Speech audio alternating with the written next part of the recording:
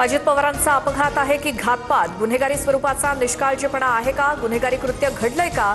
हे तपासाचे उद्देश. सीआयडी अधिकाऱ्यांची माहिती.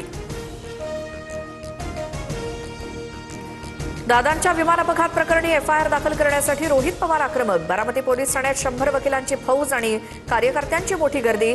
एफआयआर घेण्यास नकार दिल्यामुळे रोहित पवारांचा पोलिसांसोबत वाद. झारखंडमधल्या रेडबर्ड कंपनीच्या विमानाचा अपघात झाल्यानंतर तातडीनं कारवाई झाली. पुण्यातल्या कबुतरांच्या चोरीचा एफआयआर होतो, मग दादांच्या मृत्यूचा का नाही? रोहित पवारांचा सवाल. हिंदी सक्तीचा निर्णय उद्धव ठाकरेंनीच घेतला. सगळं तुम्ही करायचं आणि आम्हाला ठोकायचं. विधानसभेत थेट पुरावेच दाखवत मुख्यमंत्री फडणवीसांचा ठाकरेंवर पलटवार.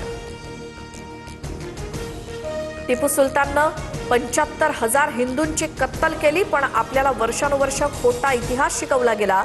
छत्रपती शिवरायांइतका टिपू मोठा, यावर आमचा आक्षेप. आक्रमण करणाऱ्यांना हिरो मानणाऱ्यांना सोडणार नाही, मुख्यमंत्री फडणवीसांनी ठणकावलं. मेधा सोमय्या मानहानी प्रकरणात संजय राऊतांची निर्दोष मुक्तता. सत्र न्यायालयाचा निर्णय. किरीट सोमय्या निकालाविरोधात उच्च न्यायालयात जाणार. पुणे जिल्हा परिषदेत महायुती नको. राष्ट्रवादीच्या नेत्यांची सुनेत्रा पवारांकडे मागणी. स्पष्ट बहुमत असल्यामुळे इतर पक्षांना सोबत घेण्याची गरज नसल्याची भूमिका. सूत्रांची माहिती. स्थायी समितीसह सर्व समित्यांवरती वर्चस्व राखण्यासाठी मोर्चे बांधणी.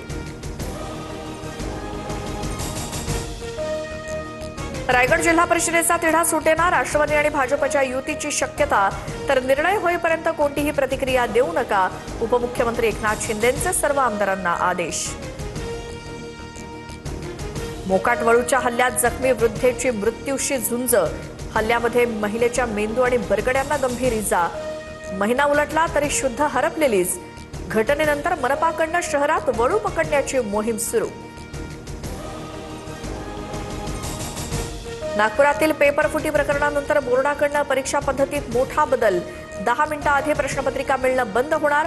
उत्तरपत्रिका जमा करण्याची वेळ 2 वाजून 10 मिनिटांपर्यंत असणार. तर भरारी पथकांमध्ये देखील वाढ.